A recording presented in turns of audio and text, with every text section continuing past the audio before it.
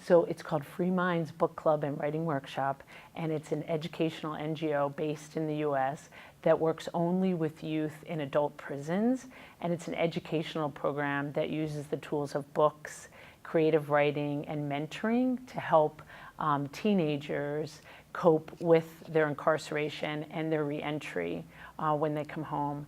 We found by using these tools, it's been very effective in lowering recidivism rates and empowering the young people to be change makers in their own community.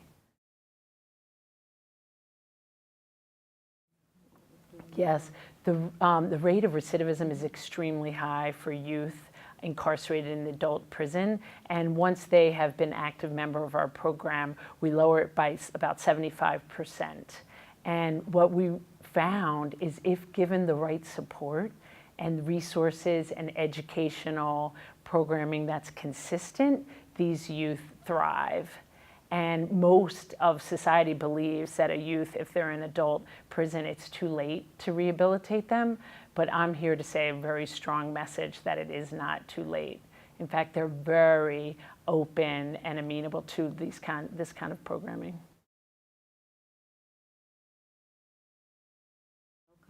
Yeah, it's all felony crimes, usually with guns, armed robbery, carjacking, homicide, serious crimes.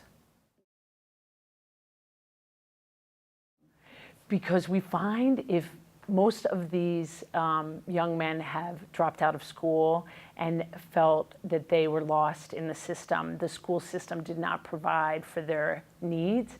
And so once we engage them with a non-traditional learning method, they become extremely excited about discovering who they are as people, discovering their history, knowledge about the world and themselves. And it helps that they can relate to the characters in a book that might have gone through the same experiences they went through, living life on the streets, being homeless, broken families. And once they read about somebody who successfully overcame that, then they can believe it in themselves and they can see a new possibility for a future.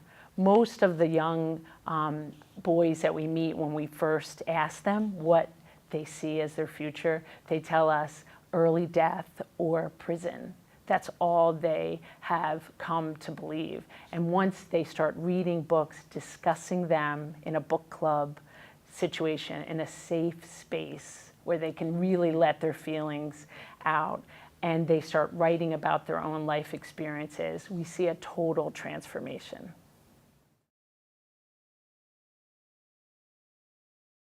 I'm so grateful for this opportunity. It has far exceeded my expectations. So many levels I have gained already. One, just knowing that there is this large community of dedicated change makers who really want to reform the system is just so energizing to me. Two, seeing proven techniques and studies that have worked. I can go back to our legislatures and our community and say it has worked in other countries, we can try it here. And three, that we're all exchanging ideas and that we're meeting together not as a different country, but that we have so much in common.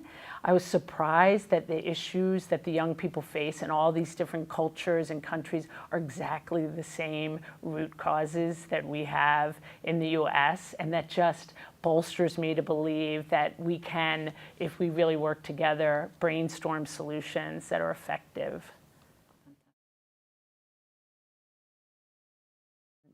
For me, restorative justice principles are absolutely vital that we implement that as a way to heal communities, to reform the criminal justice system, and to stop the cycle of violence. And I am more than thrilled to be able to learn about these techniques and see that they have been successful. If we don't get to where the victims and the offenders meet and heal, then we will have achieved nothing. And I am thoroughly committed to restorative justice. I have seen in my 12 years of my work that that is the only way that we're going to transcend what we're doing now. right now the trauma that's being inflicted by both of the young people and the victims is just continuing on a cycle. And I see restorative justice as the answer to stopping that and bringing about healing.